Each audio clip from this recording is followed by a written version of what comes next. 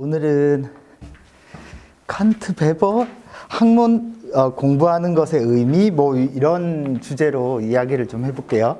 그래서 공부하는 것과 관련해서 도대체 공부가 뭐고 왜 해야 되고 이런 걸 이야기한 사람들이 여럿이 있는데, 그 중에서 근대적 학문의 토대와 사회과학적 방법론을 이야기한 사람이 칸트와 베버고요. 이 두 사람 주로 이야기를 할 거고, 요 챕터를 프로이드 다음에 넣어둔 이유는 뭐냐면, 프로이드는 어떤 심리적인, 내적인 어떤 요인을 중요하게 여긴 사람이라면, 칸트랑 베버는 그것이 가지고 있는 어떤 사회적 의미, 이런 데 조금 집중하는 사람이에요. 그래서 공부한다는 게 자기 자신에게도 의미가 있지만, 사회나 혹은 국가나 아니면 내가 이 사회 속에서 살아가는데 어떤 의미가 있는가, 그것까지도 이제 이야기한 사람이라 칸트와 베버를 넣어놨습니다. 그 다음에 이제 칸트나 베버는 이게 중세 사회에서 근대로 넘어가는 오늘날 우리가 배우는 거의 모든 학문들의 어떤 토대를 삼은 사람이라고 보시면 돼요. 근데 우리 학생들이 옛날처럼 사서상경을 공부하지 않잖아요. 서당 가지 않잖아요. 그러니까 오늘날 우리나라 학생들이 전부 다 배우는 게 사실은 서양의 학문이거든요. 그렇잖아요. 동양 걸 배우진 않잖아요. 그러면은 여전히 서양 학문의 토대 위에서 입시가 치러지고, 서양 학문의 토대 위에서 우리는 지식과 정보를 체득을 한단 말이에요. 근데 이제 서양 학문의 어떤 본질이 뭔지 이런 거에 대한 생각은 사실 별로 잘 안 하는 것 같긴 해요. 그래서 입시에서도 이런 어떤 서양 학문이 가지고 있는 본질적 내용들이 들어있어요. 그래서 사탐 시간에 보면 학생들이 배워요. 칸트와 베버를 다 배웁니다. 다 배우는데 그냥 시험 칠 때 외워야 할 것으로 배우죠, 주로. 그러다 보니까 그 본질적인 내용을 잘 모르는 게 조금 있고, 그 다음에 입시와 관련해서 생각해 보면 학생이 공부를 하려면 공부에 어떤 동력이 필요하잖아요. 그러면은 내가 지금 공부하는 게 왜 하는지, 어떤 목적이나 목표가 있는지 이런 거에 대해서 사실은 부모도 조금 알려줘야 되고 학생도 조금 의식해야 되는데, 사실 고등학교도 그렇고 중학교도 그렇고 학부모도 모르고 학생도 그렇고 그냥 공부해 하니까 공부만 주구장창 하는 상황이라서, 막상 공부가 하다가 자기한테 잘 안 맞거나 막히면은 거기서부터 이제 아예 길을 못 찾아버려요. 그래서 그런 맥락들을 조금 칸트와 베버를 통해서 이야기하려고 하는 게 오늘 이제 주된 어떤 내용입니다.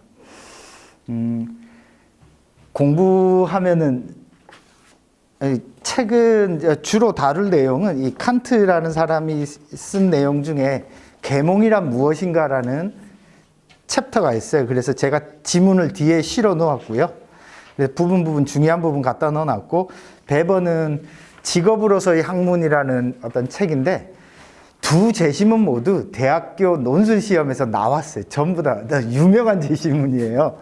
그리고 대학교 논술 시험에서 나왔고, 계몽이란 무엇인가, 이건 제가 대학교 때 열심히 공부했던 책이기도 하고, 직업으로서의 학문은 번역이 여러 개 있는데 제가 이번에 강의하면서 한번 쭉 다시 다 읽어봤거든요. 베버랑 칸트는 워낙 제가 어려서부터 좀 좋아하던 사람이라 많이 따로 안 읽었고, 베버는 요 번역이 그나마 조금 낫더라고요. 공부를 하는 데 있어서 어떤 내적인 요인도 있고 외적인 요인도 있겠죠.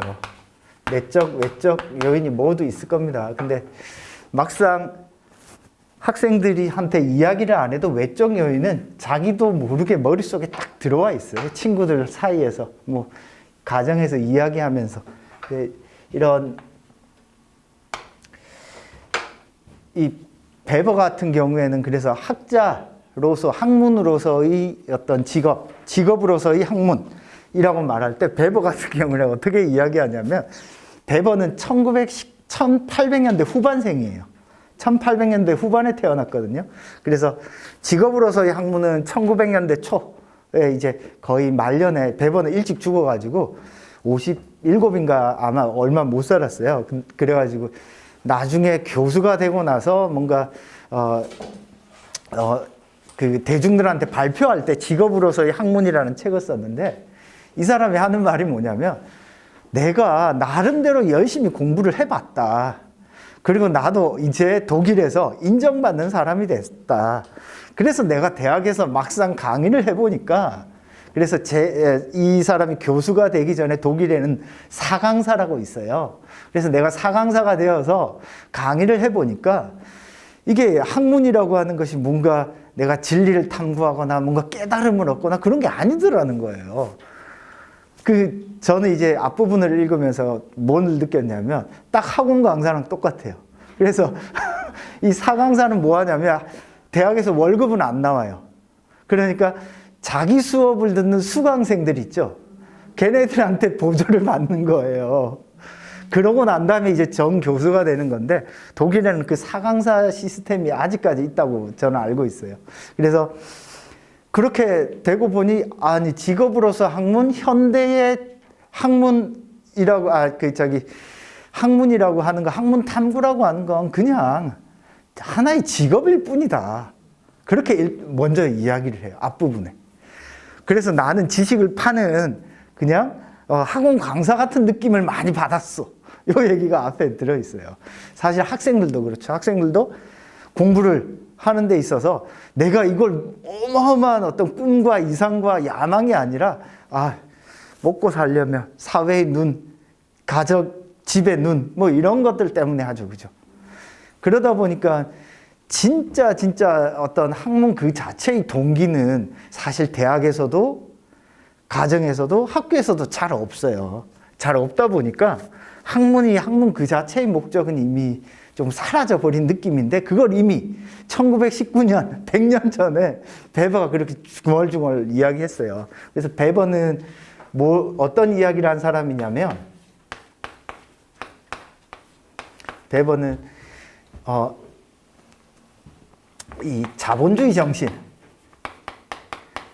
요걸 이야기한 사람이에요. 자본주의 정신. 자본주의가 이렇게 발달하는 데 있어서 프로테스탄트 청교도들, 그러니까 신앙을 믿는 카톨릭 말고, 카톨릭에서 개종을 해서 이제 청교도들이, 칼뱅주의라든지 이 청교도들이 성실하게 신앙생활을 한 것이 자본주의 정신의 근원이 됐다라고 말하는 사람이거든요, 베버가.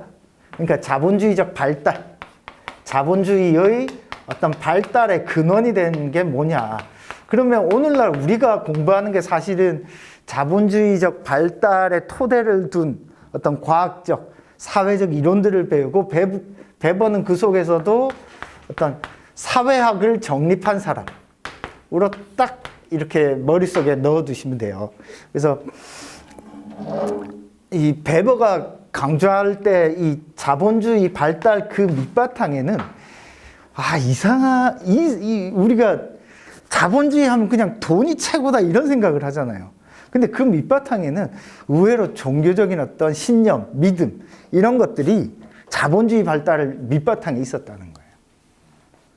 그러면, 네. 자본주의 정신이랑 청소년주의가 연결이 되는 거예요? 네, 그렇죠. 왜 연결이 되는 거예요? 그러니까 왜 연결이 되냐면,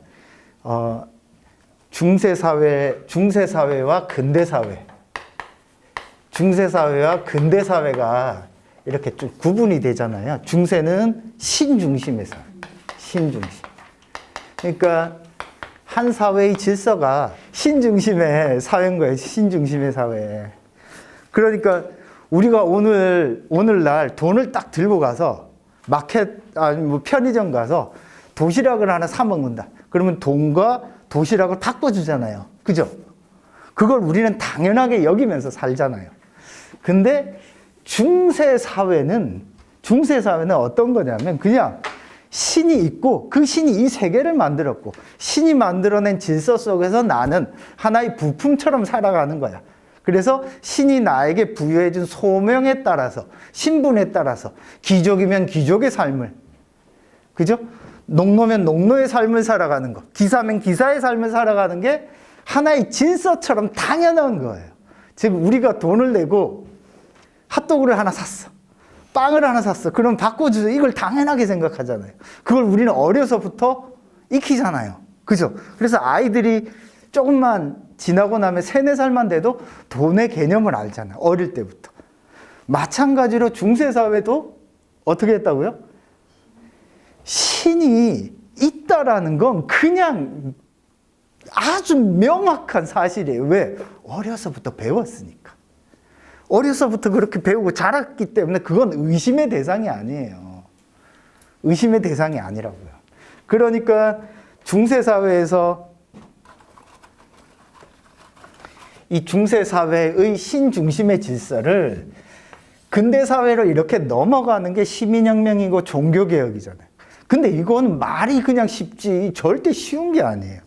내가 믿고 있던 어떤 신념 체계가 확 바뀌는 거잖아요. 그죠?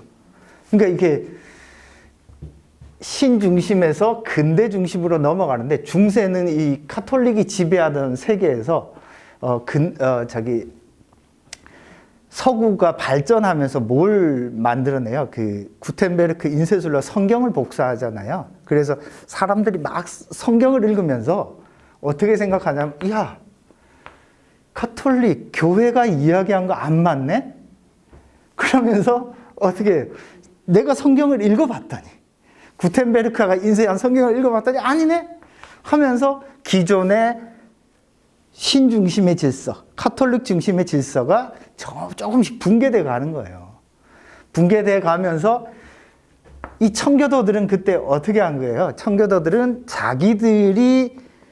자기들만의 어떤 성경 해석을 어떤 조그만 집단으로 뭉쳐서 이게 점점 확대돼 가는 과정에 있었거든요. 그러면서 이들 청교도들이 했던 삶의 방식이 뭐냐면 근면성실이에요. 근면성실. 그러면은 그때 이제 어떤 사고방식이 많이 서유럽에 퍼지냐면은 예정 조화설이라고 있어요. 모든 것들은 다 예정되어 있다. 예정되어 있기 때문에 그래서 성경이 쭉 퍼지고 나서 야, 모든 건 다 정해진 거 아니야? 그럼 우리가 왜 열심히 살아야 되지? 교회는 왜 나가야 되고? 근데 이 청교도들은 어떻게 했냐?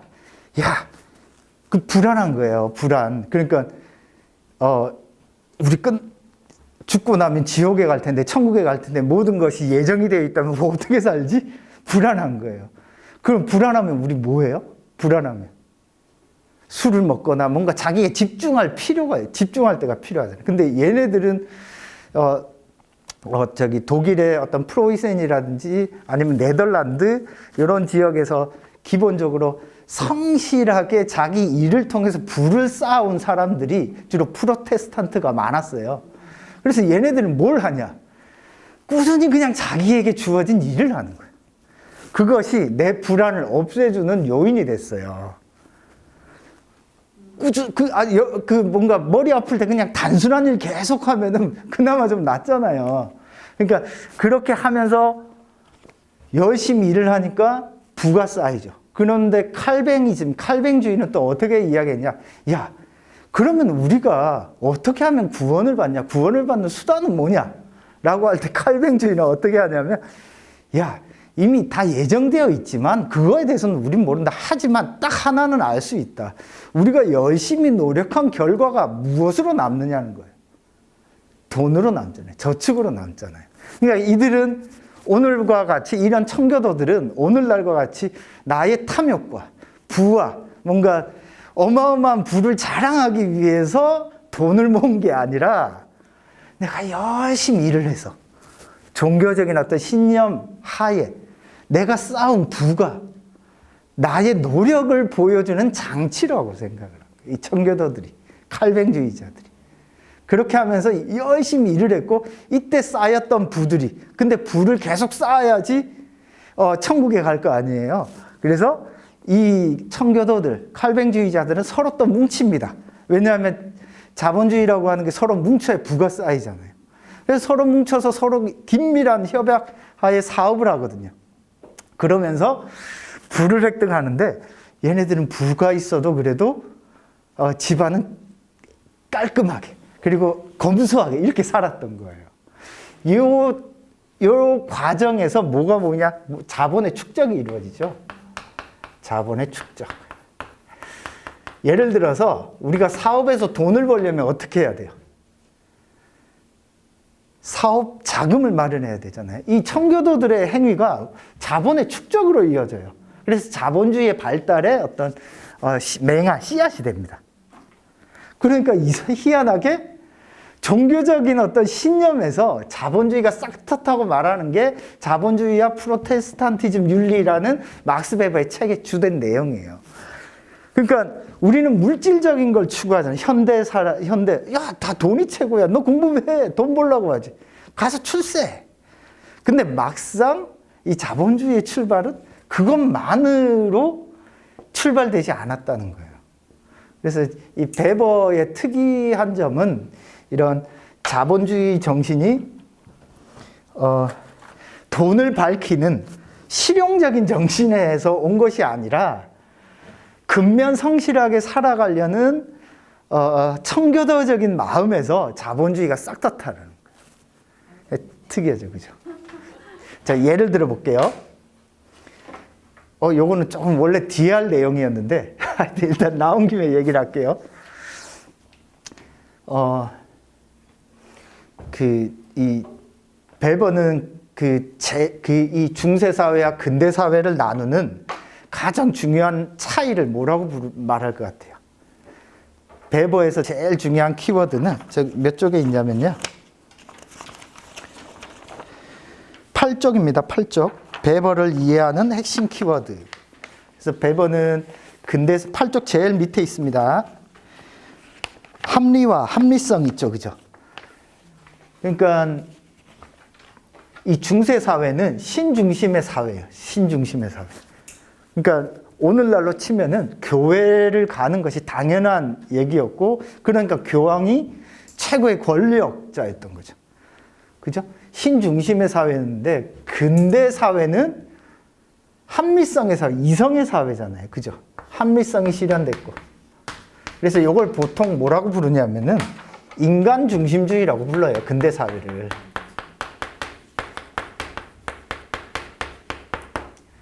그래서 이 중세와 근대를 나누는 딱 경계에 뭐가 있냐면 합리성이 있어요. 합리성. 그래서 베버는 이걸 뭐라고 부르냐? 중세에서 근대로 넘어갈 때 바로 나타난 게 탈주술화라는 거예요. 탈주술화. 주술로부터 벗어나는 거. 주술로부터 벗어나서야 비로소 무엇이 되었다? 근대 사회로 도달했다라는 거예요. 그래서 현대사회는, 근대 현대사회는 합리성이 지배하는 사회라고 하는 것이 베버가 판단한 근대, 현대의 특징이에요. 이 합리성이 뭐로 나타나요? 학문, 공부로 나타나죠. 이 합리성이 학문, 공부로 나타나고 오늘날 우리 학생들이 배우는 게 다 여기에 기반해 있어요. 그러면서 이제 16세기, 17세기 후반에 뭐 백과사전 파도 나오고 막 그래요.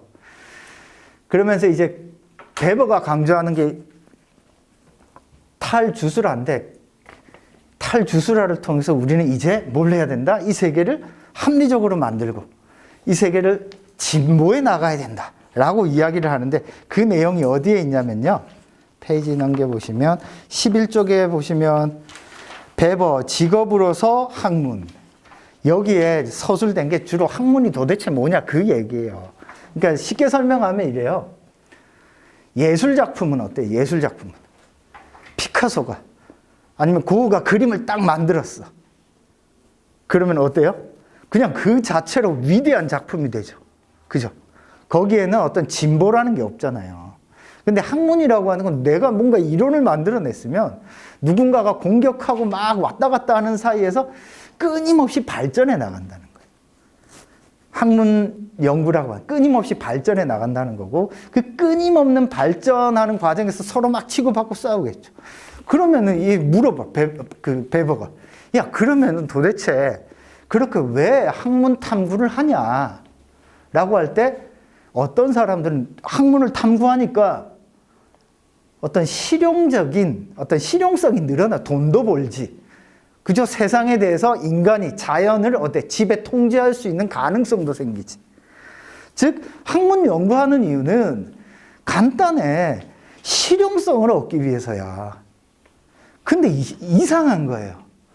어떤 사람들은 하나도 실용적이지 않은데 학문 탐구를 하더라는 거야. 그렇잖아요. 천문학, 하늘의 별을 보고 있는 게 도대체 뭔 실용적이야. 그죠? 하나도 실용적이지 않음에도 불구하고 사람들은 학문 탐구한다는 게 자기가 궁금한 걸 해소하기 위해서. 그래서 베버는 뭐라고 이야기하냐? 학문을 왜 그렇게 탐구하냐? 그런 사람들은 진짜 학문 그 자체의 재미를 느끼기 때문에 학문을 탐구한다는 거예요. 그래서 학문을 탐구하는 게 실용적인 어떤 목적인 것처럼 1차적으로 보이나? 맞잖아요. 우리 애들 공부시키는 거 왜, 야, 너 그거 하다 보면 대학 잘 가. 돈 벌 수 있어. 그렇지만 그것만 있지 않아요. 사회적 평판, 내 꿈. 그죠? 실용성인 것 같지만 요거보다는 그 자체의 목적, 그 자체의 목적에 따라서 학문 탐구를 하게 되는 거고, 그 자체의 목적에 따라서 학문 탐구를 하다 보니 학문은 끊임없이 어떤 진보해 나가는 과정을 거친다는 거죠. 그러면은 이 과정을 통해서 학문이 진보해 나가는데, 이 진보한다는 건 그럼 도대체 뭐냐라고 할 때 이 베버는 뭐라고 하냐면, 과거에, 그래서 학문의 어떤 우리가 지식의 많고 적음. 자,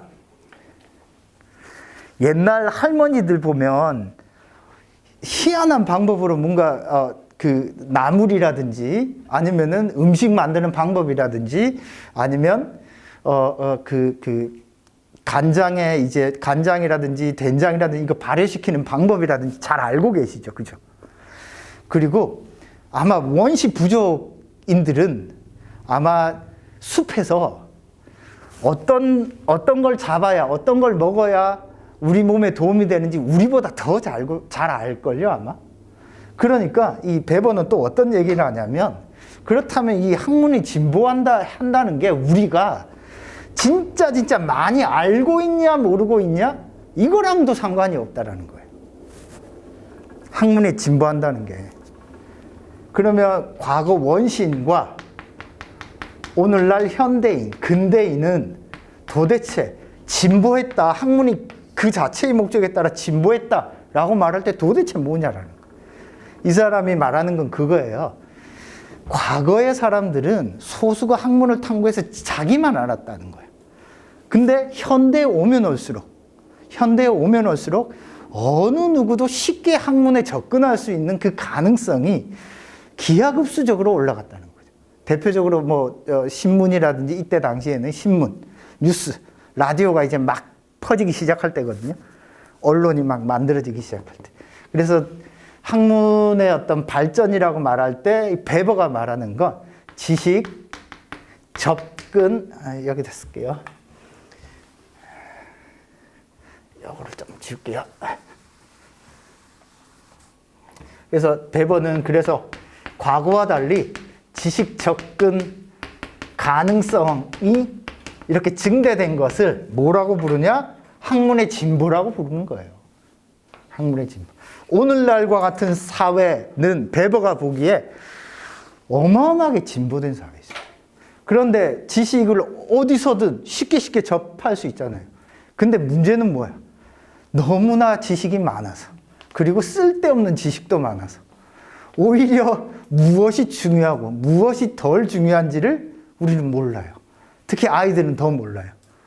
그러니까 베버는 이걸 진보라고, 학문의 진보라고 봤고 이거 끊임없이 해야 된다고 봤어요. 근데 이걸 통해서 궁극적으로 뭘 달성할 수 있다? 아까 말한 누구나 무엇이 옳고 그른지 진리를 파악할 수 있는 능력이 생겼어요.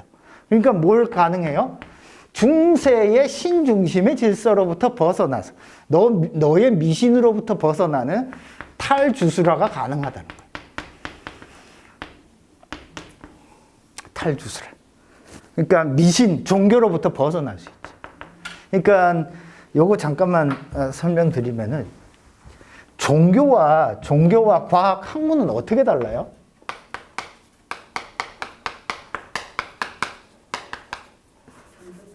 증명할 수 없는 것들을 얘기하는데 과학은 증명할 수 있는 것들을 그죠. 종교는 일단 믿어라. 무조건 믿어야 돼. 과학은 뭔가 증명하거나 입증하려고 노력을 하죠. 근데 과학적으로 완전히 입증한다는 게 사실 조금 어렵긴 해요. 그러니까 예를 들어서 너 공부 열심히 해야 돼 말하는 거는 과학에 가까워요, 종교에 가까워요? 종교에 가깝죠. 그죠? 종교에 가까워요. 너 공부 열심히 해서 대학 가면 성공할까? 이거 종교에 가까운 거예요. 그죠? 과학은 뭐예요? 과학은 너가 어떻게 공부하고 시간은 얼마나 쓰며 이게 과학이에요. 그래서 종교와 과학은 결과는 똑같아요. 어찌됐건 공부를 해야 되는 거야. 근데 과학은 디테일해요. 그래서 어떤 출발점에서 어떤 목적에 다다르는데 과정에서 과학은 이 하나하나를 다 일일이 최대한 인간이 할 수 있는 범위에서 어때요? 지식을 찾아가면서 도달하는 게 이게 과학이에요. 자, 근데 종교는 어때요? 이 과정이 딱 생략되어 있어요. 바로 결론이에요. 목적이에요. 없어, 이 과정. 야, 닥치고 해. 이게 종교예요. 근데 이 종교가 베버의 특이한 점입니다. 아까 자본주의 정신도 말씀드렸잖아요. 이 종교가 학문에도 필요하다는 거예요. 예를 들어 볼게요. 우리 아이가 열심히 해서 뭔가 지가 원하는 걸 될 거라고 우리 부모님들은 믿어요. 그죠? 믿죠? 믿어요. 그죠? 안 될 거 알면서 믿잖아요. 그러면서 어떻게 하죠?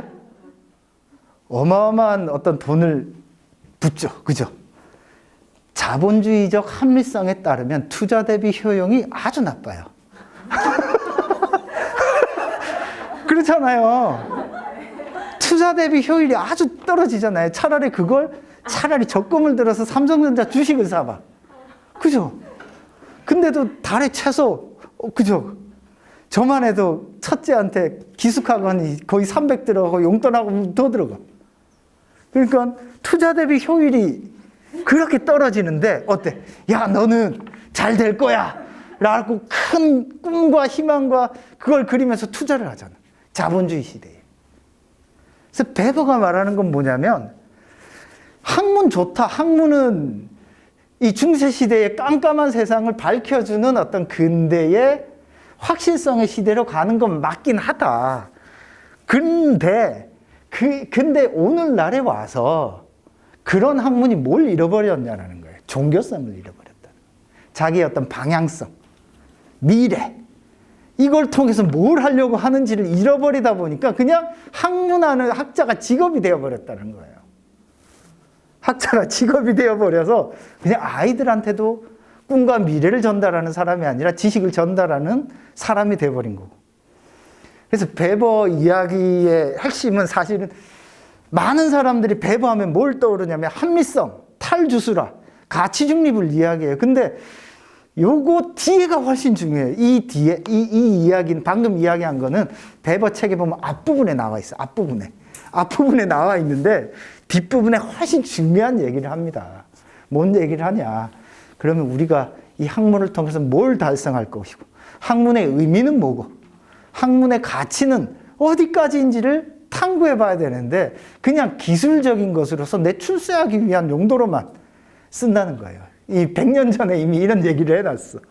저는 그래서 직업으로서의 학문을 읽어보면 우리나라 지금 모습하고도 좀 비슷한 면이 있어요. 그래서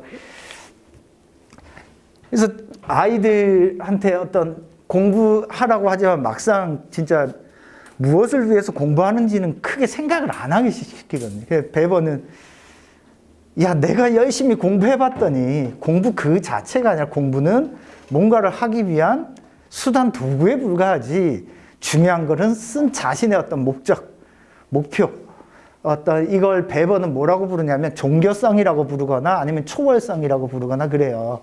종교성, 뭐 초월성, 종교 혹은 초월성. 초월성이라는 말을 뭐 직접적으로 쓰지는 않는데 배버도 이런 초월성을 아주 중요하게 여겼습니다.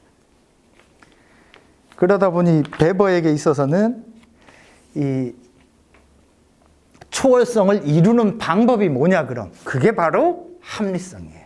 어디 갔냐? 합리성. 어디 갔냐? 여기 쓸게요. 합리성이에요. 근데는 합리성이 강조되는 사건. 자, 아무리 봐도 우리 아이가 이제 대학을 가려고 열심히 공부해서 로스쿨을 가고 의사가 되고 변호사가 되고 해야 될 것 같아요. 그러면 이제 무조건 믿기만 하면 돼요? 아니죠. 그 초월적 믿음은 내가 가지고 있어야 돼.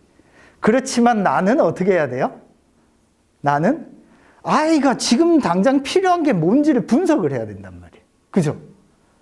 그게 배번은 뭐라고 부르냐? 합리성이라고 부르냐? 합리성. 어디 갔냐? 합리성. 합리성이라고 부르는 거야.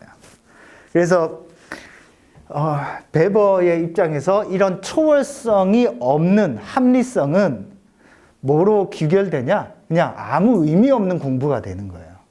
그래서 초월성을 반드시 챙기고 그것을 이루기 위해서 내가 얼마나 합리적 태도를 갖추느냐. 이게 목표나 꿈을 달성하게 만든다는 거죠. 예를 들어 이런 거예요. 제가 앞부분에 옛날에 부모님들이 우리를 어떻게 키웠나 보면 부모님들은 공부에 대해서 모르니까 그냥 일단 부모님들이 열심히 일하셔서 학교 보내고 학원 보내고 해서 공부를 시켰다고요. 그죠? 근데 올해도 저희 친구들 보면 제 친구들 중에도 이렇게 제 친구들 중에는 그나마 대학이 제가 그나마 좀 나아요. 제 친구 중에는 전문대를 졸업했는데 지금은 이제 중소기업 사장이에요. 1년 매출이 100억이 넘어요. 그러니까 어마어마한 거죠. 그러니까 돈만 보고 그 친구는 이제 공부는 아예 관심이 없어서 자기는 사업을 할 생각으로 그리고 집도 잘 산 게 아니에요. 집도 자기 대학생 때 집이 다 부도가 나가지고 다 날렸어요. 그래서 아이가 둘일 때 여관방에서 생활했어요. 제가 그때 그러니까 초등학교 때부터 친구예요. 지금도 만나고. 근데 그걸 이겨내고 지금은 떵떵거리며 살 정도로 잘 살거든요. 공부를 어떻게 시키냐? 일단 자기가 모르니까 그냥 학원만 보내는 거예요. 학원에서 잘하는지 안 하는지도 몰라. 그러니까 어떤 문제가 생겨요? 아이의 적성이라든지 이런 것들을 아예 모르는 거죠. 배버에 따르면은 초월성이 없이 그냥 공부만 시키는 거예요. 공부만 시키는 거예요. 그래서 제가 이 배버를 어머님들하고 한번 읽어봤으면 했던 가장 큰 이유는 어디에 있냐면 이 공부를 하는 데 있어서 아이들한테 방향성이 진짜 중요해요. 방향성. 자, 요거는 학생들도 마찬가지예요. 내가 이걸 왜 하지? 근데 우리는 그 방향성의 그림을 잘 못 그려요. 왜 못 그리냐? 어른으로서 방향성을 제시를 안 해줘요. 자, 과거에 부모님들은 야, 너가 우리 가문을 일으켜야 돼. 야, 너가 뭘 해야 돼. 라고 하여튼 방향이 좀 있어. 근데 오늘날 저희 때는 하도 학교 가면 많이 야단을 맞고 하도 많이 맞아가지고 자식을 키울 때 어떻게 키우냐면 가급적이면 어때요? 강압적으로 잘 안 하잖아요. 야, 요거 해. 하다가 안 되면. 그러다 보니까 역설적으로 어떤 일이 벌어져요? 아이들이 방향성을 자기 스스로 못 잡아요. 역설적으로 이런 어떤 자유주의적인 교육관이 뭘 가져다 줬냐? 교육에 있어서 방향을 아예 모호하게 만들어버리고 아이의 공부에 대한 태도를 전적으로 아이 책임으로 돌리고 나는 학원비만 결제하면 돼. 나는 방향으로 바꿔버렸어요. 오늘날 교육이. 그리고 부모나 사회나 사회의 어른이라고 하는 사람들은 아이들이 공부를 할 때 뭘 제시를 해줘야 되냐면, 야, 너는 공부를 해서 어떤 방향으로 나아가야 될 거라는 그냥 실용적인 목적 외에도 내가 요걸 통해서 뭘 해야지? 그래서 베버는 뭘 얘기하냐? 공부를 통해서 결국 최종적으로 발견할 건 뭐냐? 자기의 소명이라는 거예요. 소명. 자기의 소명을 발견하는 과정이라는 거예요. 근데 그게 없이는 공부 백날 해봤자 지치고 나가 떨어진다는 거죠. 그래서 학생들이 공부를 해보면 중학교 때부터 고1 정도까지는 옆에서 막 압박을 해도요, 따라와요. 따라오는데 보통 고2, 고3부터는 공부량이 팍 늘거든요. 고2, 고3부터 학생들이 자기 스스로 공부하는 어떤 여건, 능력을 안 갖춰 놓으면 풀어져요. 고2, 고3부터 이제 진짜와 가짜가 나누기 시작돼요. 그나마 최근에는 고등학교 공부 양도 많이 줄었어요. 예전에 절반밖에 안 돼요. 그런데도 지금 중학교에서 고1까지의 공부량 있잖아요. 그것만큼이 고2에 더 생긴다고 보면 돼요. 공부량이. 그럼 그때는 학원에서 차근차근 했지만 고2 올라가서는 자기 스스로 안 하면 절대 안 올라요. 그래서 대부분 고2 1학기 때의 성적이 거의 대학까지 결판된다고 하는 이유가 그때 공부하는 양을 소화하는 능력들을 딱 보면 얘가 따라오는 애인지 아닌지 바로 결판이 나요. 그래서 이 공부량이 어마어마하게 늘었는데 아이가 자기의 어떤 소명이나 혹은 사회에서 내가 어떤 공부 혹은 어떤 공부를 통해서 뭘 하면서 살까에 대한 깨달음을 아이들한테 가르쳐 주질 않아요. 우리 사회가. 그러다 보니까 공부만 하는 거야. 그러다 보니 양이 갑자기 늘거나 자기가 소화할 수 있는 범위를 넘어서면 지쳐서 나가 떨어지는 거죠. 근데 자기의 공부를 자기의 어떤 소명과 꿈을 발견한 학생은 어때요? 야, 그래도 내가 요걸 하기 위해서는 공부를 해야 돼. 공부가 이제 수단이 되는 거지. 그래서 베버가 재밌는 게 결국에는 공부라고 하는 이게 이렇게 우리가 합리적인 사회를 만드는 근대 사회 탈주술화를 통해서 합리적인 딱 사회를 만들었으나 오히려 이 과정에서 사람 각각의 꿈 그리고 시대, 국가, 민족의 꿈 이런 것들을 오히려 잃어버렸다, 망각했다, 초월성을 상실했다라고 이야기를 해요. 그래서 그 부분을 제가 인용을 원래 이걸 두 번째 시간에 이야기하려고 했는데 질문이 나와서 먼저 해버렸네. 자, 요 교재에 어디 있냐면은 3쪽입니다. 요 3쪽. 이렇게 되어 있어요. 여기 지문입니다. 칸트, 베버 있는 몇 쪽이냐? 3번. 6쪽이네요, 6쪽. 요거 한번 읽어볼게요. 서구 문화에서 수천 년 동안 계속되어 온 탈주술화 과정이 더 나아가 이 진보가 이처럼 순수하게 실용적이고 기술적인 의미 이외에 도대체 어떤 의미를 가지고 있습니까? 그러니까 서구 문화에서 수천 년 동안 이어온 진보의 과정을 탈주술화라고 이 사람은 명명한 거예요. 그리고 이 베버는 약간 서양 중심주의자예요. 책을 읽어보면 왜 다른 나라가 아니라 서양에서 이런 과학혁명이 일어났고 진보가 일어났고 발전이 일어났는가를 물으면 서구나 서구의 어떤 역동적인 문화나 이런 것들의 어떤 우월성을 조금 살짝 깔고 이야기를 해요. 문명이 사상, 지식 또는 재반 문제들로 끊임없이 농축되어가는 과정 속에 있는 근대 문화의 생에 지칠 수도 근대 문화인은 생애에 지칠 수는 있어도 생에 대한 포만감을 느낄 수는 없다. 그러니까 실용성이 막 늘어났어. 그리고 학문과 지식이 쌓였어요. 그것 때문에 조금 피곤해서 지칠 수는 있는데 포만감 뭐예요? 생애 포만감, 행복감이죠. 막상 돈도 많이 벌고 기술도 많이, 자연도 많이 내가 통제하고 관리하는 능력을 갖췄어. 근데 막상 내가 행복한 삶인가? 아리까리하다는 거예요. 왜 아리까리해? 왜냐하면 그는 정신의 활력이 항상 새롭게 창출하는 것 중에서 극히 작은 부분만을 또한 최종적인 것이 아니라 단지 일시적인 것만을 재빨리 낚아챌 수 있을 뿐이기 때문이다. 즉 실용성, 그 다음에 어떤 기술적 이런 것들은 근본적이고 본질적인 걸 딱 채는 게 아니라 지금 당장 돈 되는 거, 지금 당장 이익이 되는 거, 이것만 챙긴다는 거예요. 그러다 보니까 큰 거시적인 꿈이나 미래를 기술이나 합리성이 챙기지 못한다는 거죠. 진보 자체가 기술적인 것을 넘어서는 어떤 인식 가능한 의미를 갖고 있을까요? 만약 그렇다면 진보에 대한 헌신이 의미 있는 소명이 될 수 있을 것이다. 그러니까 진보한다는 게 단순히 기술이 좋아지고 우리가 쟁기로 쓰던 게 AI로 바뀐다고 해서 이게 진보, 우리 인간의 포만감, 행복감을 가져다 주는 게 아니라는 거죠. 그러나 이것은 더 이상 학문에 대한 소명의 문제가 아니며 학문에 헌신하는 자에게 직업으로서의 학문은 무엇을 뜻하는가라는 문제와는 이미 다른 차원의 문제다. 즉 인간의 생활 전체 속의 학문의 소명은 무엇이며 또 그것의 가치는 무엇인가라는 문제인 것이다. 그러니까 직업으로서의 학문은 현대사회, 근대사회에서 하나 돈벌이 수단으로 전락해버렸다 이제. 그래서 이제 직업으로서의 학문만 생각하지 말고 그 이상도 조금 생각해 보자 라고 이 사람은 이야기하는 거예요. 그 이상을 생각하려면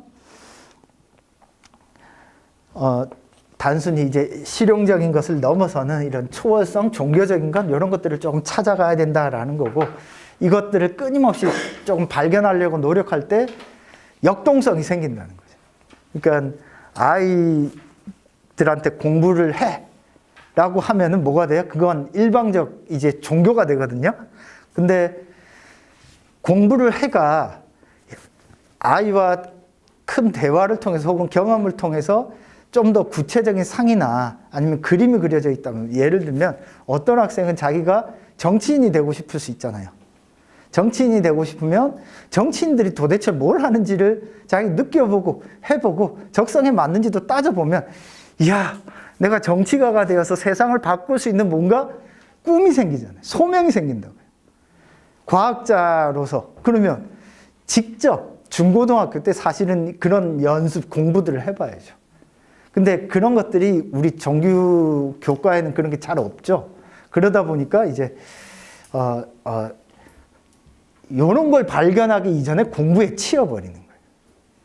그러니까 이제 공부가 힘들어지죠. 그래서 학종이 사실은 그런 경험이나 체험들을 늘리려고 시작된 게 학종이에요. 이제 저도 이제 아이들 만나서 가르쳐보고 수업을 해보면 이런 꿈과 어떤 목표나 자기의 어떤 초월성이라는 건 어려운 게 아니에요. 지금 내 앞에 안 보이지. 내 미래의 모습은 안 보이잖아요. 근데 내 미래는 이렇게 될 거야 라고 꿈꾸잖아. 그게 초월성이에요. 그렇게 꿈꾸는 모습 상이 구체적이면 구체적일수록 그런 아이들이 결과가 좋아요. 진짜로. 이거는 이제 학교에 선생님들도 말을 하실 거예요. 상담을 해보시면. 그래서 학생부를 딱 보면서, 얘는 뭔가 하려고 하는 게 뚜렷하네요. 그러면은, 대학을 보내기가 학교에서도 편해요. 근데 뚜렷하지 않잖아요. 그러면은 이제 만들어야 되거든요. 그때부터는 뭐가 되죠? 어마어마한 일이 되죠. 일이 되기 때문에 힘들죠. 그런 친구들이 결과도 별로 안 좋아요. 그러니까, 돈을 크게 안 들이고 이렇게 아이가 좋은 대학을 갈 수 있는 방법은요, 어려서부터 자신의 어떤 그 상을 뚜렷이 그려주는 거예요. 그것만 딱 잡히잖아요. 그러면은 오히려 요거는 살짝 기술적인 문제예요. 기술적인 문제라 의외로 쉽게 해결돼요. 왜냐하면 공부량이 예전에 절반밖에 안 돼요. 지금 학생들이 공부하는 양들이 절반밖에 안 된다니까요. 근데 자기가 하고 싶은 게 딱 뚜렷하잖아요. 그럼 미친 듯이 할 수 있어요. 그래서 예전에 한 1년 정도 공부해야 될 양이 이제는 6개월 정도만 공부해도 다 소화될 양으로 바뀌었기 때문에 이제 최근에는 그런 점에서 공부 부담이 좀 많이 덜어진 것 같아요. 대략 베버의 이야기는 이렇고, 원래 이 베버의 이야기 초월성이나 이런 것들은 사실 칸트에게서 나오는 개념인데 그거를 하고 설명을 했으면 조금 더 잘 이해됐을 것 같아요. 그래서 제가 다음 시간에는 칸트 이야기 잠깐 할게요. 칸트는 어떤 사람이냐면요, 이제 데카르트 이후로 서양의 어떤 학문적 질서, 진리를 탐구하는 방법을 확립한 사람이라고 보면 돼요. 그러니까 서양이 14, 15, 16세기를 거치면서 어떻게 해요? 여기를 거치면서 전 세계의 1등으로 자리 잡잖아요. 그죠? 이제 지리상의 발견이라든지 보통 15, 16세기라고 하니까 15, 16세기라고 할게요. 15, 16세기를 거치면서 서양이 어때요? 전 세계의 주도권을 확립을 하거든요. 실증주의를 바탕으로, 그리고 수많은 노예들을 바탕으로 노예들이 생산한 작물들 혹은 부가가치들을 어때요? 서양이 쭉 가지고 와서 하면서 서양은 발전을 하는 거예요. 결국에는 부가가치가 누적되고 창출되니까 발전을 하는 거거든요. 그러니까 서양은 이때 당시에 야, 우리가 이렇게 부자야. 그러면은 우리가 돈도 많아. 노예도 많아. 그러면은 자랑스러웠을까요? 안 자랑스러웠을까요? 어마어마하게 자랑스럽죠. 어마어마하게 자랑스러운. 그러니까 서양 아이들이 아직까지, 왜냐하면 그 전까지만 하더라도 중국에 맨날 깨졌거든요. 중국에 맨날 깨지고 그 이슬람 오스만 투르크나 이쪽한테 맨날 깨지다가, 그래서 서양 프란츠 파농이라는 사람은 서양인들의 무의식 속에서 동양이 어떻게 나타나는지를 서양이 옛날에 기록했던 책들을 쭉 보면서 나타나는데 전부 다 어떻게 나타나느냐? 뭔가 폭력이라든지 괴물이라든지 이렇게 나타나요. 그래서 서양인들에 대한 아시아인에 대한 혐오는 어떻게 나타나냐? 무의식적 불안, 폭력 이렇게 많이 나타나요. 이 흑인하고 좀 달라요.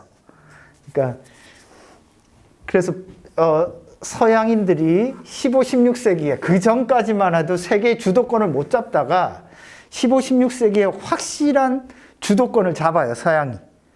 그러면 엄청 자랑하고 싶을 거 아니에요. 그러면 이때 서양이 가지고 있던 어떤 기술, 그죠? 서양이 가지고 있던 어떤 문화, 제도, 이게 우리가 지금 미국 따라하려는 이유가 미국이 기술, 문화, 제도가 선진화되어 있으니까 따라하려고 하는 거잖아요.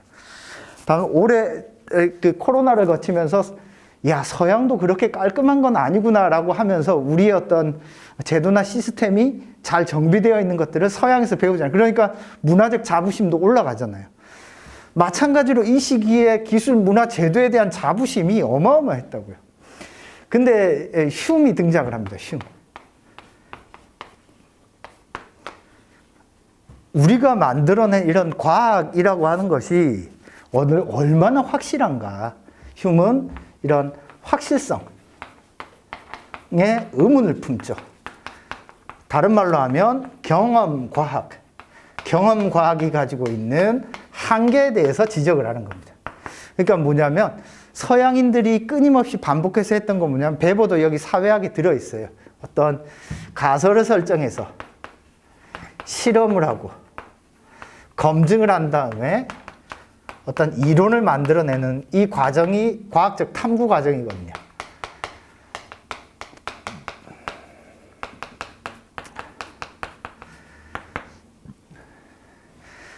그래서 흉은 어떻게 반복하냐면, 아니 우리 인간이 열심히 탐구해서, 우리 서양인들이 열심히 탐구해서 이게 어디에 나타나요? 사회과학적 탐구나 과학적 탐구에 다 나와요. 이 논술 문제에 자주 나옵니다.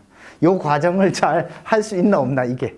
그래서 여기에 빈틈을 발견하고 이런 문제들이 자주 나와요. 그래서 야, 네가 가설을 세우고 실험해서 검증을 했잖아.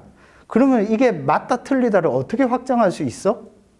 예를 들어서 실험실에서 어떤 일이 벌어져가지고 검증이 됐다고 쳐요. 그거는 실험실이니까 일어나지, 실제 현장에는 어마어마한 변수들이 많잖아. 그걸 어떻게 과학이라고 말할 수 있어? 그거는 습관적 반복에 불과한 거야. 까마귀 날자 배가 떨어지는 걸, 까마귀 날 때마다 배가 떨어지니까, 까마귀가 난다면 배가 떨어질 것이다라는 법칙을 만드는 거랑 뭐가 다르냐는, 과학이. 그래서 실제로 이 이후로 과학의 확실성을 확보하기가 쉽지가 않아졌어요. 이 대표 주자가 이제 흉.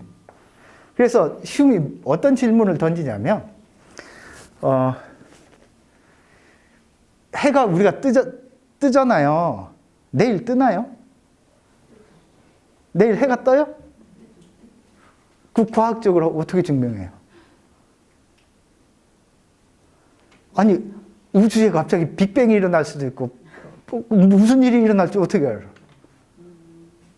그러니까 우리는 해가 뜬다라는 걸 하나의 법칙이나 규칙으로 생각을 하는데, 휴문 그게 아니라 반복된 습관을 마치 우리는 규칙으로 여긴다는 거예요. 그러니까 그걸 과학, 무조건적 진리라고 말하기 어렵다는 거죠. 그러니까, 이렇게 어마어마한 성과를 거뒀던 서양 문화에 대해서 휴무 확실성의 의문을 던지면서, 야, 우리가 이룬 거 사실은 진리가 아니야. 그냥 습관을 캐치한 것일 뿐이다. 라고 딱 이야기를 한 거예요. 그러니까 서양 문화의 자부심에 있던 칸트가 보기에, 야, 이 쓰레기 같은 주장을 어떻게 반박을 하지? 막상 칸트가 해보니까 이게 쉽지가 않은 거예요. 그래서 이 논리를 만드는 데만 거의 40년이 걸려요. 칸트가. 그래서 칸트가 나중에 50대 중후반에 이 3대 비판서를 쓰는데, 물론 그 전에 뭐 논문들도 있지만, 이런 이야기에 대해서 철저한 반박을 하는데, 칸트가 30년, 40, 거의 평생을 바쳤다라고 생각하면 돼요. 어떻게 해서 과학적 확실성, 학문에 있어서의 진리라고 하는 건 어떻게 달성될 수 있느냐. 그거를 이제 칸트가 이야기를 해요. 그래서 오늘날 우리 고등학생들이 배우는 모든 지식의 밑바탕에는 이 사람의 아이디어가 다 들어있어요. 근데 그거 심지어는 윤리와 사상 시간에는 칸트를 직접적으로 배워요. 근데 아이들은 다 암기를 하다 보니까 이게 왜 중요한지를 몰라요. 그래서 칸트가 하려고 했던 목적은 뭐냐면, 칸트는 어떻게 하면 이 세상의 확실성, 확실한 진리, 진리의 토대, 혹은 확실성, 이것을 어떻게 만들어낼 것인가, 담보해낼 것인가, 요거를 궁금하게 여겼던 게 칸트의 핵심 질문이고, 그것이 최종적으로 뭐로 튀어나오냐면 학문 탐구, 학문의 연구, 계몽, 이런 거로 나타나요. 베버의 핵심 문제는 뭐냐면, 베버는 우리가 학문이 진짜 유용하려면 어떤 초월성, 종교성이 있어야 된다. 베버의 핵심. 학문이 진짜 중요하려면 내가 가려고 하는 어떤 목적이나 방향이 있어야 되는데, 그거 없이 공부만 해. 나중에 네가 원하는 거 되려면 공부라도 해둬야지. 이게 잘 안 먹힌다는 거예요. 실제 현실에서는. 그러니까 초월성이 없는 학문은 그냥 기술에 그칠 가능성이 높다라고 보는 게 베버예요. 그래서 이 칸트는 어찌됐건 진리의 토대, 확실성을 확보하기 위해서 어마어마한 노력을 합니다. 그게 이제 칸트가 말하는 순수 이성 비판이라는 거예요. 그래서 칸트는 어떻게 이야기하냐면은, 우리 사람들마다 보는 눈이나 시각, 관점은 다 다르잖아요. 그죠? 그래서 이 칠판을 보더라도, 이 칠판이, 그냥 볼 때랑 안경을 빼고 볼 때랑 다르게 보이잖아요. 그죠? 그리고 개는 흑백밖에 못 봐요. 개가 볼 때는 이 녹색이라든지 이런 황토색이 회색으로 보이겠죠. 그러면은 어떤 사물이 있고, 이 사물을 객관적으로 딱 인식을 해야 거기부터 뭐가 나와요? 과학이 나올 거 아니에요. 근데 사물을 객관적으로 인식하는 방법이 없는 거야. 예를 들어 볼게요. 조금 전에 이야기한 것처럼 안경을 쓸 때랑 안경을 안 쓸 때랑 개가 볼 때랑 인간이 볼 때랑 도대체 이 사물의 본래의 모습은 뭐냐는 거야. 이 사물의 본래의 진짜 모습은 뭐예요? 어떤 거예요? 진짜 모습.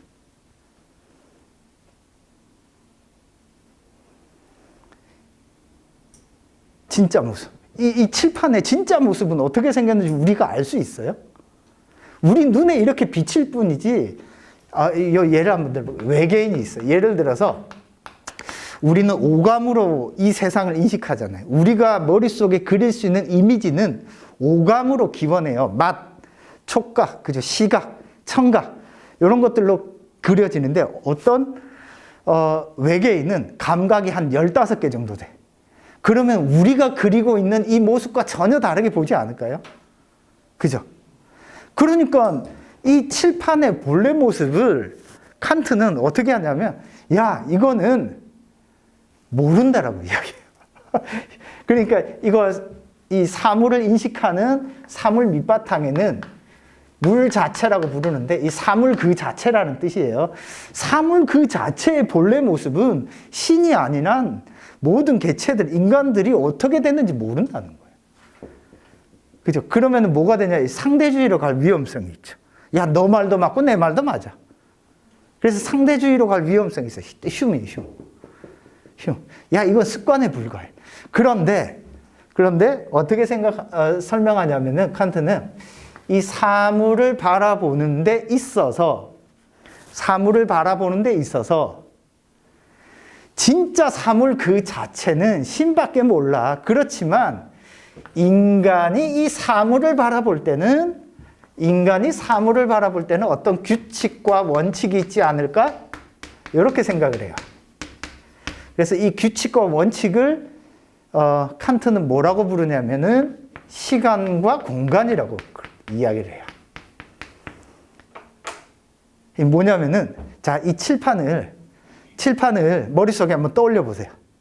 자, 눈을 감으시고 칠판을 한번 머릿속에 떠올려 보세요. 자, 떠올리셨어요? 자, 칠판 앞에 있는 분필이랑 지우개 다 없앨게요. 칠판에 황색 테두리, 자, 없어졌어요. 그럼 녹색 칠판 사각형만 남죠, 그죠? 녹색 칠판도 없었어요. 그럼 뭐가 남아요? 텅 비어있는 공간과 시간이 남죠. 네네, 눈 뜨세요. 자, 텅 비어있는 시간과 공간만 남아요. 이거는 어디서 왔어요? 우리 머릿속에 텅 비어있는 시간과 공간이 있잖아요. 우리는 거기에서 뭐 해? 이미지들을 떠올려서 상상하고 생각하고, 그걸 표상이라고 불러요, 칸트는. 그거 어디서 왔어요? 그거 어디서 왔죠? 우리는 눈을 감고 다른 어떤 자극을 받지 않았음에도 불구하고 내 머릿속에는 텅 비어있는 공간과 무한히 흘러가는 시간이 있어요. 그것은 인간이 만들어낸 거예요. 그래서 칸트는 이렇게 얘기해. 시간과 공간은 인간이 만들어낸 거다. 특이하죠? 이런 생각 잘 안 하잖아요. 그러니까 인간은 모든 사물을 감각할 때 다른 외계인과 개와 이런 건 내가 잘 모르겠다. 하지만 인간이라면 누구나 시간과 공간이라는 형식 속에서 사물을 인지한다라고 이야기를 해요. 그럼 시간과 공간이라는 형식 속에서 사물을 인지하기 때문에 이 시간과 공간을 뭐라고 부르냐면 선엄적 형식이라고 해요. 하여튼 선엄적, 아프리오리, 하여튼 그런 비슷한 맥락으로 이야기를 합니다. 선엄적 형식. 그래서 사물이 먼저 있는 게 아니라 인간이 감각하는 시간과 공간의 형식에서만 사물이 떠오른다라고 이야기를 해요.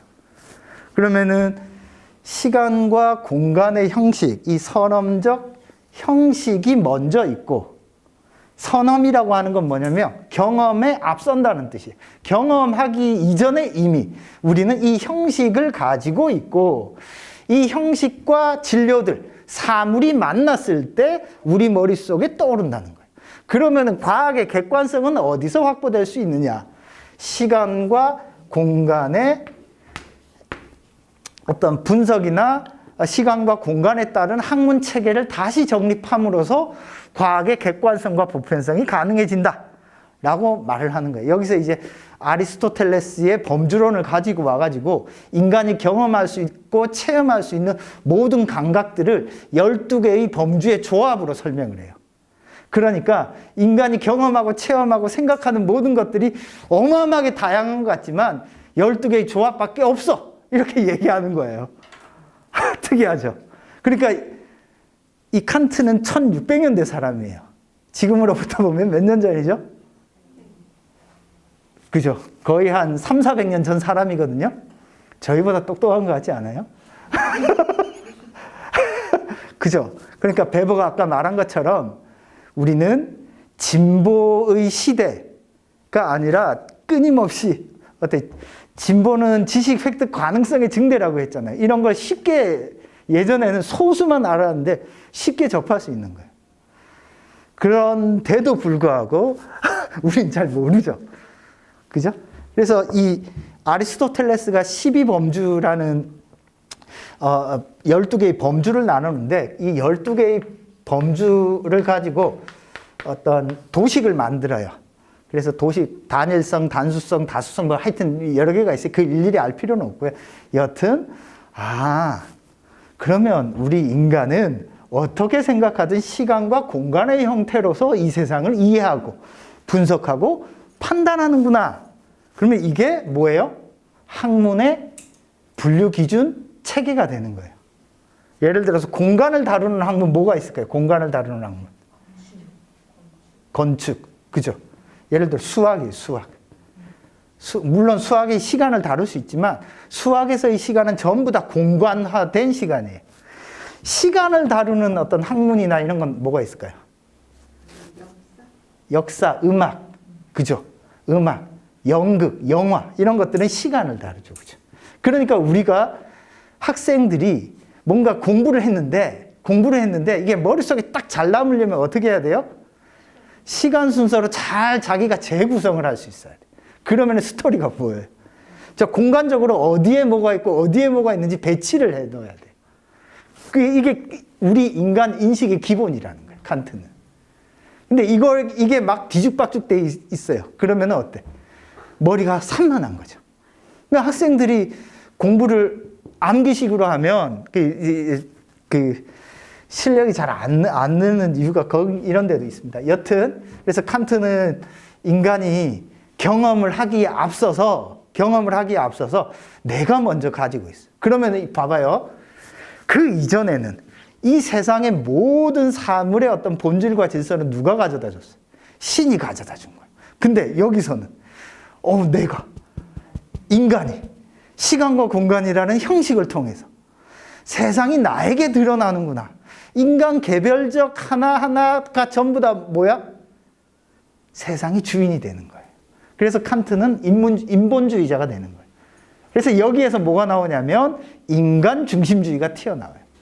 그러니까 그 전에는 귀족이나 왕이나 교황이 시키는 대로만 살았던 수동적인 인간이 주체적이고 능동적인 인간이 된 거야. 이게 뭐랑 결합해요? 자본주의랑 딱 결합해요. 칸트는 그래서 자본주의의 적극 찬양자예요. 읽어보시면. 왜 좋아하느냐? 만약에 이 세상의 모든 사람들이 전쟁이나 갈등이 없다라고 생각을 해봐. 자, 전쟁이랑 갈등을 줄이려면 뭘 하면 되냐? 산업을 발전시켜서 서로와 서로 무역을 열심히 한 다음에 서로의 이익이 막 엮여 있으면은 전쟁을 할래야 할 수가 없다라는 거예요. 이게 이제 영구평화론이라는 칸트 논문의 핵심 내용이에요. 그래서 세계적 차원의 평화를 달성하기 위해서는 끊임없이 무역을 통해서 누군가 한 명이 전쟁을 하게 되면 피해를 입으면 내가 피해가 크니까 전쟁을 안 일으킬 거 아니냐. 그래서 칸트는 이런 생각에서 오늘날 근대 학문의 어떤 토대를 마련을 합니다. 그래서 요 근대 학문의 토대를 만드는 주된 내용이 어디에 들어있냐면 순수 이성 비판이라는 책에 들어있어요. 자, 그러면은 요것만 조금만 더 설명을 할게요. 그러면은 우리 인간이 사물이 이렇게 여기다 쓸까요? 사물이 이렇게 있고, 그죠? 내가 시간과 공간의 형식으로서 사물을 어때? 표상한다, 떠올린다. 요거는 머릿속에 딱 떠오르는 거예요. 즉, 표상이라는 말을 쓸 때는 사물이 인간에게 나타나는 모습이라고 생각하시면 돼요. 표상이라고 할 때는. 그러니까 우리는 그렇잖아요. 보면 똑같은 경험을 해도 다 지나고 보면 이야기가 다르잖아요. 표상이 다르게 남아있는 거예요. 그죠? 그래서 사물이 시간과 공간의 형식으로 이렇게 표상되고 이 표상되는 것은 그래도 시간과 공간이라는 형식 속에 담겨 있기 때문에 객관성을 확보할 수 있다. 그렇게 보는 거고, 그러면은 이 표상을 어떻게 인식을 해요? 우리는 감각을 통해서 인식하죠. 감각. 그죠? 그러면 감각과 감각들이 막 서로 모여. 예를 들어서 어린아이를 한번 떠올려 보세요. 어린아이가 뜨거운 컵이 있다고 칩시다. 아, 뜨거 하면 어때요? 처음에는 그냥 대보죠. 아, 뜨거운 걸 깨닫고 나서, 이게 뜨거운 거구나. 계속 대보죠. 그러면은 이제 뜨거워의 말에 내가 이걸 손대면 안 되겠구나를 깨닫잖아요. 그죠? 그렇게 딱 깨달을 때, 이런 감각들이 모여서 뭐가 나타나요? 뭐가 나타나요? 감각들이 모여서 지식이 쌓이죠. 지식. 그죠? 지성이 나요. 지성. 그래서 지성이라고 할 때, 지식이라고 할 때는 뭘 말하냐? 사물에 대한 객관적 이해를 가리켜요. 그래서 지성이라고 할 때는 사물에 대한 어떤 객관적 이해.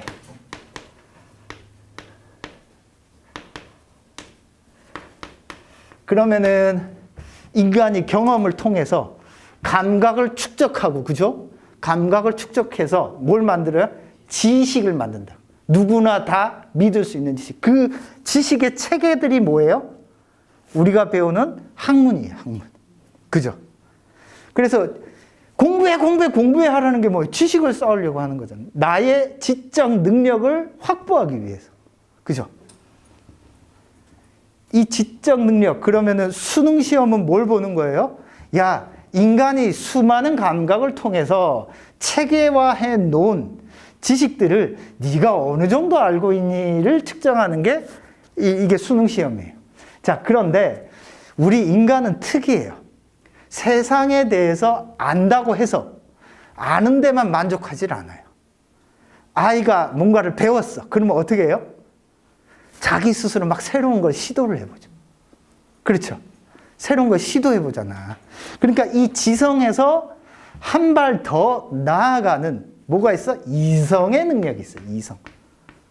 그래서 감각은 지성으로 나아가고 지성은 이성으로 발전을 해요. 이성. 자, 이성은 뭐냐면은, 자, 지성이라고 하는 건 감각적 체험과 경험을 통해 쌓아놓은 지식이에요. 이성은 그걸 토대로 확실하지는 않지만 되는지 안 되는지 경험해보고 체험해보고 설계해보는 게 이성이에요. 이성적 능력이라고 그래요. 자, 달에 아폴로 11호가 가기 전까지 달에 한 번도 인간은 뭔가 보내본 적이 없어요. 근데 어떻게 해서 갈 수 있죠? 우리의 지식을 토대로 뭘 했어? 과감한 추론을 통해서 우주선을 달로 보낸 거 아니에요. 그게 어떻게 가능해요? 한 번도 안 해봤는데? 인간은 그게 가능하다는 거예요. 그래서 칸트는 어마어마하게 위대한 사람이야. 인간의 위대함을 이성에서 발견하는 거예요. 이게 나중에 윤리까지 넘어가는데 그 윤리에 대한 내용이 고등학교 교과서에 실려 있어요. 근데 앞부분이 싹 빠져 있기 때문에 아이들이 그 말이 무슨 뜻인지 이해를 못해요. 그러니까 칸트의 입장에서는 이성은 뭐야? 인간이 위대해지는 지점이에요. 자, 내가 알고 있는 지성을 어떻게 해야 돼? 마음껏 사용해서 이게 맞는지 틀리는지를 알아보려면 어떻게 해야 돼? 계속 틀려야 돼. 근데 우리는 틀리면 이것도 못해 이러고 있잖아. 그러니까 애들이 이성을 사용할 용기가 없는 거예요. 자기가 가지고 있는 지성을 활용할 용기가 없는 거예요. 그래서 칸트가 아예 계몽이란 무엇인가에 대놓고 이야기를 해요. 몇 쪽이냐면 9쪽입니다. 자, 이 글은 1784년에 쓰인 글입니다. 자, 계몽이란 인간이 의타적 상태로부터 벗어나는 것. 우리가 뭔가 계몽되었다라고 할 때 계몽주의라는 말을 듣잖아요. 의타적 상태, 의존적 상태에서 벗어나는 거예요. 그래서 그 다음 줄 보시면 의타적 상태는 지성의 결핍, 지식에 부족한 게 아니야. 남의 도움 없이 지성을 사용하려는 결단과 용기의 결핍에서 비롯한다. 자, 학생들이 공부를 하거나 뭔가 새로운 경험을 할 때요, 무조건 틀리는 연습을 해야 되고 그걸 부끄러워하는 걸 느껴서는 절대 안 돼요. 그러면 뭐가 결핍이 되냐? 내 지성을 사용할 용기. 그게 결핍이 돼. 결단이 없는 거야. 이거 해볼까? 아, 모르겠는데 맞나 틀리나? 이거 생각하고 있다고요. 그러니까 칸트는 우리가 뭔가 누군가에 의존하기 전에 뭘 사용하라고요? 첫 번째 점의 끝줄입니다. 지성을 사용하려는 결단과 용기의 결핍. 그래서 과감히 알려고 하고 지성을 사용할 용기를 가져라. 이게 계몽의 구호이다. 그래서 우리가 뭔가 미몽의 상태에서 꿈을 깨지 못한 상태에서 꿈을 깨려면은 내가 가지고 있는 지성의 능력을 적극적으로 활용하려고 노력하고 시도해야지만이 우리는 자신의 어떤 지적 능력을 완전히 자기 것으로 만들 수 있다라고 말을 하는 거예요. 그래서 두 번째 점에는 뭐가 나오냐면은 대부분의 사람들은 일생토록 의타적인 상태에 머문다. 후견인 노릇을 한다. 그래서 어떻게 해요? 성직자가 내 양심을 대신 지켜줘. 책이 대신 내가 지적 활동하는, 그냥 책만 읽고 정리만 하는 거예요. 내 스스로 이성을 사용하는 게 아니라 후견인의 도움만 받아. 내 스스로 자꾸 하는 게 아니라. 그래서 이 두 번째 단락에는 전부 다 뭐가 들어있냐면 오늘날 이렇게 과학이 발달하고 이성이 발달한 시대인데도 불구하고 여전히 사람들은 누군가에 의존해서 살아가더라는 거예요. 그래서 사람들은 이걸 넘어서서 자신의 이성을 사용할 용기를 가질 때, 그때 이성을 사용할 용기를 가질 때, 이때 비로소 진보가 일어난다, 발전이 일어난다라고 보는 거예요. 그래서 이 칸트의 사고방식을 베버가 받아서 어떻게 하냐? 학문 탐구에 있어서 이 용기 있는 용기를 적극적으로 활용하는 것, 이걸 중요시 여기는 거예요. 그래서 여튼 감각, 지성, 이성. 자, 이성은 우리가 한 번도 경험하고 체험해 보지 않았지만 그럼에도 불구하고 내 지성을 토대로 내 지적 능력을 적극적으로 활용해서 뭘 하는 거라고요? 추론하는 겁니다. 추론하고 막 뛰어넘어서 막 적극적으로 생각하는 거. 이게 많이 필요해요. 프로이드적으로 말하면은 요거는 뭐에 가깝냐면 놀이에 가까워요. 되든 안 되든 막 해보는 거예요. 그러다 보면 아, 이게 되는구나 깨닫죠. 그러면은 뭐가 생겨요? 자기의 어떤 규칙, 법칙이 생기는 거죠. 그러면은 이 이성이 비로소 인간에게 뭘 가져다 준다라고 보았냐면 자유를 가져다 준다고 본 거예요. 이 이성적 능력을 적극적으로 활용하는 것. 즉, 한 번도 해보지 않았는데 막 시도를 해보면서 뭔가 되잖아. 그러니까 그 이전과 달리 서양이 어떻게 돼요?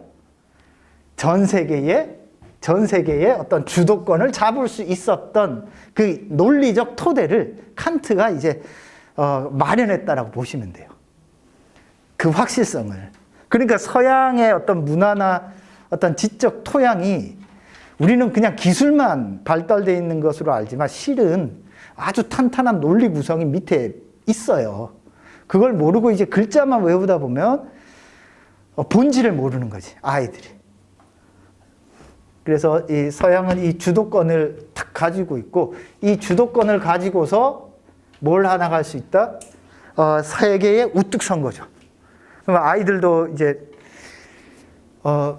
이런 공부를 잘하거나 공부의 습관이 조금 잘 되어 있는 학생들은 능동적으로 공부해요. 복습보다는 예습이 제가 추천하는 방법입니다. 복습보다는 예습이 훨씬 더 아이들을 주도적으로 만들어요. 왜냐하면 복습은 수동적 공부예요. 선생님이 말한 게 뭐였어. 근데 우리 요즘에 대학교 가면은 아이들이 대학교 심지어는 서울대도 그래요. 교수님 말한 거 그대로 타이핑해서 옮겨줬고 그대로 적어요. 근데 그게 어떤 성적을 오를 수 있겠지만 자기의 어떤 능동적인 역량을 발휘하는 건 오히려 점점 떨어져요.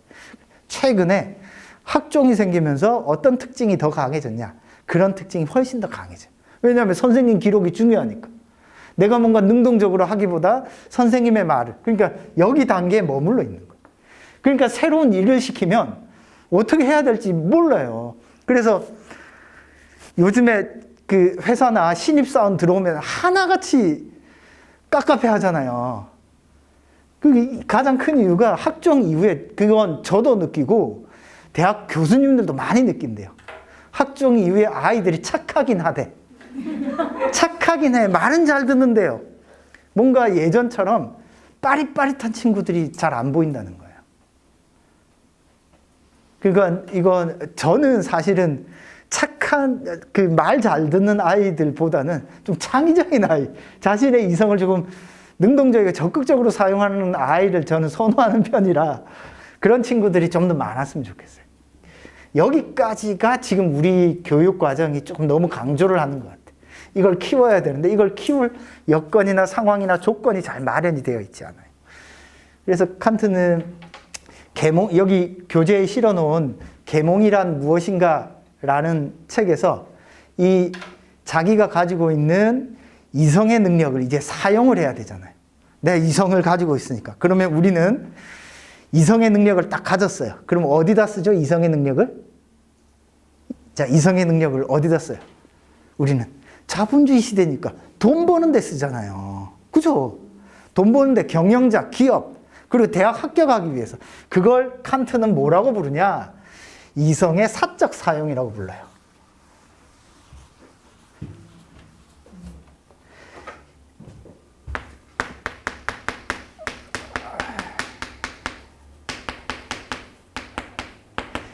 이성의 사적 사용이라고 하는 건 뭐냐면 직업으로서 이성을 사용하는 거예요.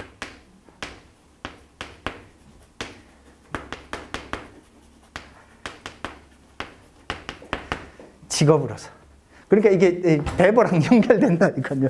그래서 아까 베버를 먼저, 원래는 시대 순으로 봐도 얘가 먼저인데 하여튼 직업으로서 사용해요. 자, 예를 들어서 돈을 벌기 위해서, 먹고 살기 위해서 이성을 쓰는 거예요. 자, 회사에 출근을 했는데 상사 말을 어떻게 잘 따를까? 그게 요거예요. 요거. 알겠죠?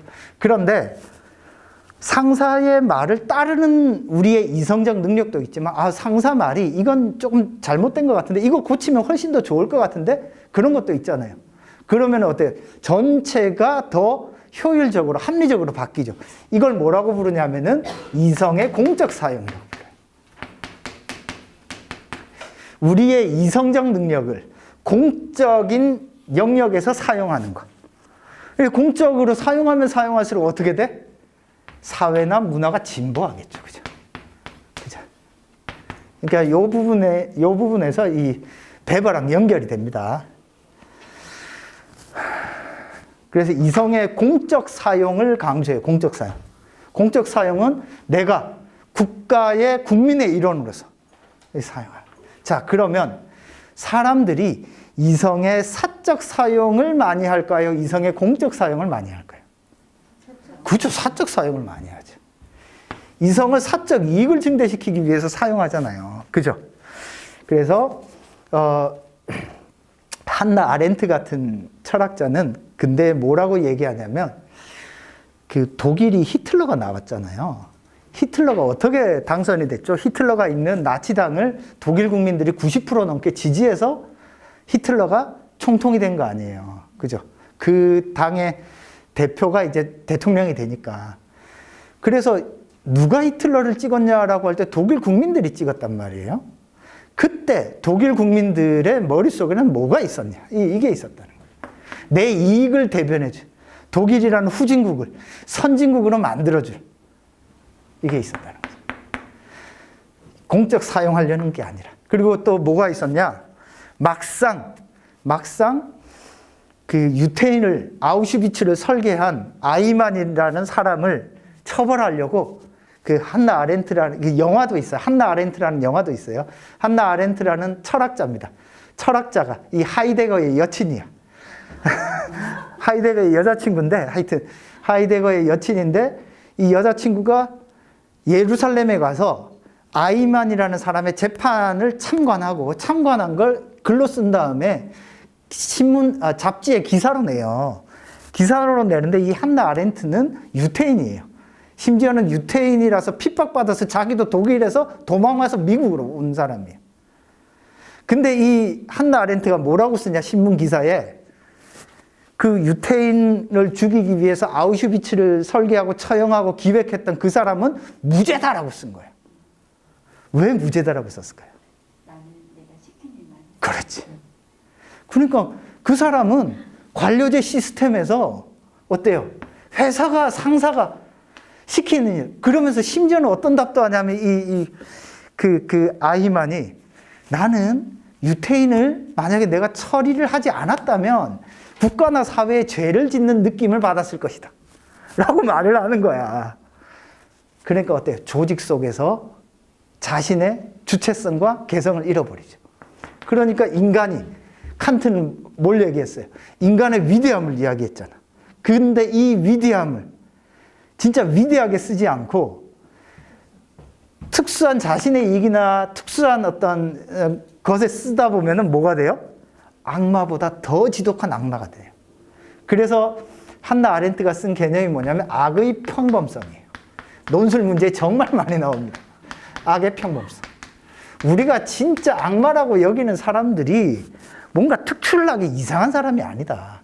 그냥 우리의 시스템이나 구조가 평범한 사람들 악을 막 만들어내게 만든다라고 얘기해요. 그래서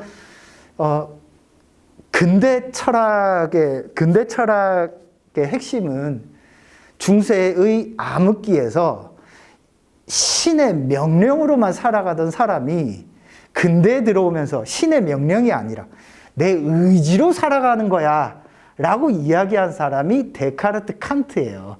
데카르트, 칸트, 헤겔이에요. 다음 시간에 헤겔까지 하면은 대략 흐름이 이어질 거예요. 그게 뭐냐? 오늘날 야, 너 공부 열심히 해서 네 꿈과 너의 미래를 설계라는 자기 주도적인 어떤 삶의 태도의 근본을 만든 사람이 데카르트, 칸트, 헤겔이에요. 그게 우리의 교육 속에 들어있어요.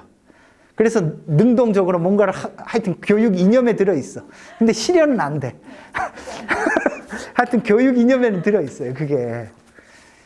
그래서 막상 이성을 네 자유의지대로 적극적으로 사용해서 주체적인 인간이 되라고 했더니 막상 어떻게 돼요? 학교가 시키는 대로 하고 엄마가 시키는 대로 하고. 근데 그게 좋은지 나쁜지 내가 판단은 안 해.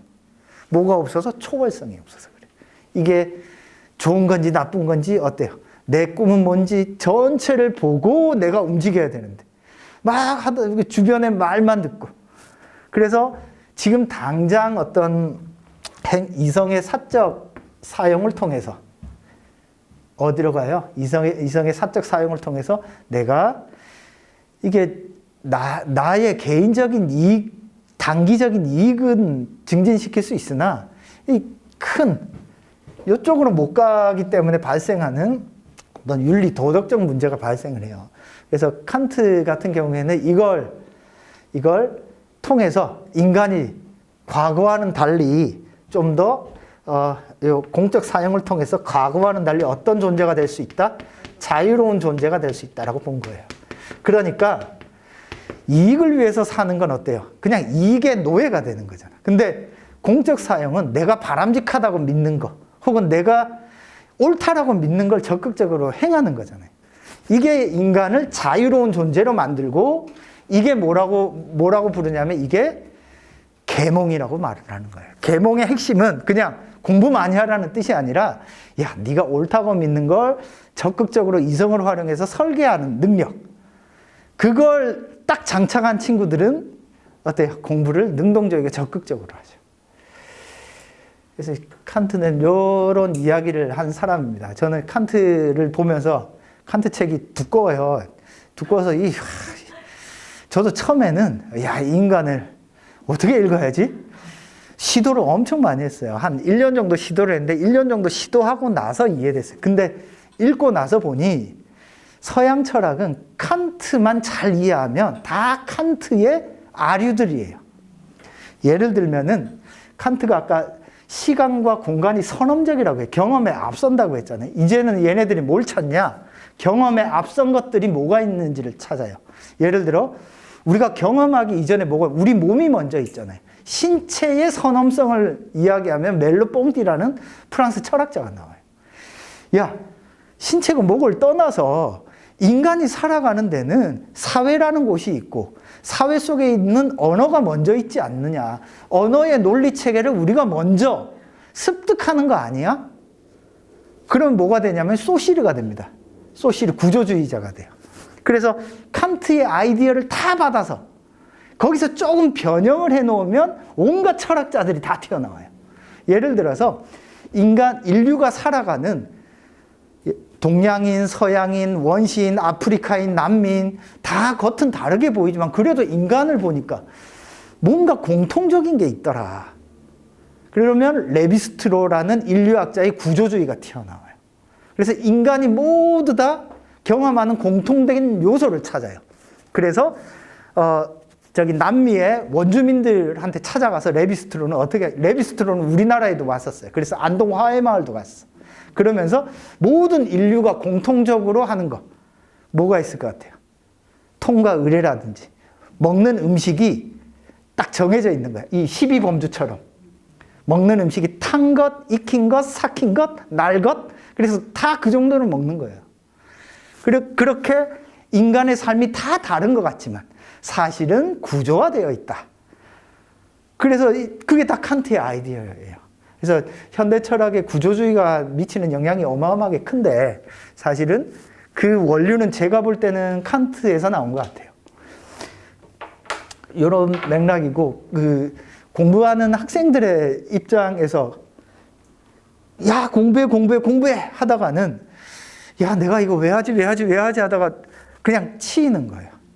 자꾸 자기가 좋아하는 부분이나 자기가 꿈꾸는 부분이나 내가 가지고 있는 지적 능력을 키우는 거. 그래서 역설적으로 뭐가 중요하냐면요. 아까도 이야기했듯이 계몽이란 무엇인가 제일 앞에 나오는 게 이성을 사용하는 어디 갔냐? 이성을 사용하는 용기를 가져야 되는 거. 용기 여기 있네. 이게 사실은 엄청 중요해요. 아무리 지식이 많고 뭔가를 해도 이게 없어 봐요. 아무것도 못해. 한 발짝도 못 나가요. 그래서 저는 아이들한테 논술 쓸 때거나 공부를 할 때 아니 너가 지금 이제 공부했는데 맞춘다는 게 기적이다. 틀리는 것을 하나도 두려워하면 안 돼. 일단 무조건 저질러 보셔야 돼요. 그런 다음에 이런저런 문제풀이를 하건 이런저런 경험을 통해서 어떻게 되는구나 풀어가는 자기만의 원칙, 규칙이 나와요. 근데 오늘날 교육은 효율성을 강조하기 때문에 선생님이 먼저 딱 가르쳐 주죠. 그러면 어떻게 돼요? 처음에는 빨라요. 처음에는 빠른데 뒤로 갈수록 자기가 문제를 푸는 능력이 줄어들어요. 저희 둘째가 수학학원을 처음으로 작년 겨울방학 때 한번 보냈어요. 자기가 가고 싶대요. 수학이 좀 딸린다고. 2달을 다니고 안 다니더라고요. 안 다니겠대요. 왜 안 다니냐 물어봤더니 선생님이 다 풀어주는 게 좋긴 한데 그러다 보니까 내가 푸는 능력이 안 생기더라는 거예요. 뭐 특이하긴 해요. 하여튼 보통 학생들은 선생님들이 이렇게 설명해 준 것을 적용해서 변형해서 하는데 그러니까 공부를 그리고 그렇게 하면서 제가 아이한테 추천한 방법이 예습이에요. 예습. 모든 공부를 네가 만약에 허락이 된다면 학교 선생님 진도 나가는 데까지 다 한번 읽어봐라. 읽어보고 미리 예습해서 뭔 소리 하는지를 들어봐라. 그 전까지는 다 복습을 했대요. 그러니까 복습을 했을 때는 머릿속에 넣는데 바빴대. 근데 예습을 하고 나니까 나는 이렇게 해석했는데 선생님은 다르게 해석하다라는 거야. 그러면서 내 해석과 선생님 해석이 어디에서 차이 나는지를 찾았다는 거야. 이성을 작용해서 하는 공부죠. 그래서 공부는 학생들한테 중학교 때까지는 암기가 엄청 효율적입니다. 솔직한 얘기로. 근데 고등학교 1학년만 넘어가도 이해에 기반하지 않은 공부는 안 돼요. 이해한다는 것은 내가 그 원리를 정확히 이해하고 나서 암기를 해야 돼. 암기에 기반 공부는 처음에는 효과적으로 보여요. 애가 갑자기 성적도 잘 나와. 근데 장기적으로 가면 계속 힘들어요. 왜? 외울 게 계속 많아지거든요. 근데 이해를 하면 이건 변형에 불과하다는 걸 알게 돼요. 그래서 칸트와 베버를 통해서 우리가 공부를 한다라고 하면 칸트를 통해서는 내가 내 스스로 적극적으로 이해해서 적극적으로 맞고 틀리고 계속 해보는 거. 그 과정에서 베버는 그거 왜 하니? 네가 뭘 하려고? 내가 이걸 통해서 세계 속에서, 삶 속에서 어떤 인간으로 살아갈지. 그래서 그걸 반드시 생각해 보라는 게 이제 배보의 이야기입니다. 이 두 가지가 그래서 학생들이 공부할 때 갖춰야 될 어떤 태도나 자세와 관련된 이야기가 조금 있을 것 같아서 이 두 가지를 조금 엮어서 설명을 드렸고요. 제가 사실 생략을 엄청 많이 했어요. 조금 자세히 설명할 부분 하다 보면 넘어갈 것 같아서 생략을 엄청 많이 하긴 했는데요. 여튼 이런 맥락입니다. 이런 맥락이고, 그래서 이 두 사람은 이 자본주의를 만들어낸, 오늘날과 같은 어마어마한 자본주의를 만들어낸 어떤 철학적 이론적 토대가 되는 사람이에요. 그러니까 경제학으로는 아담 스미스나 뭐 이런 사람들이지만 철학적 토대는 사실 칸트랑 베버라고 보면 돼요. 그래서 이 두 사람의 어떤 사고방식들이 오늘날에도 우리는 알게 모르게 많이 적용되고 있다라고 보시면 됩니다. 오케이, 오늘 설명은 대략 여기까지 하고요. 궁금한 거 질문 주시면 제가 답 드릴게요.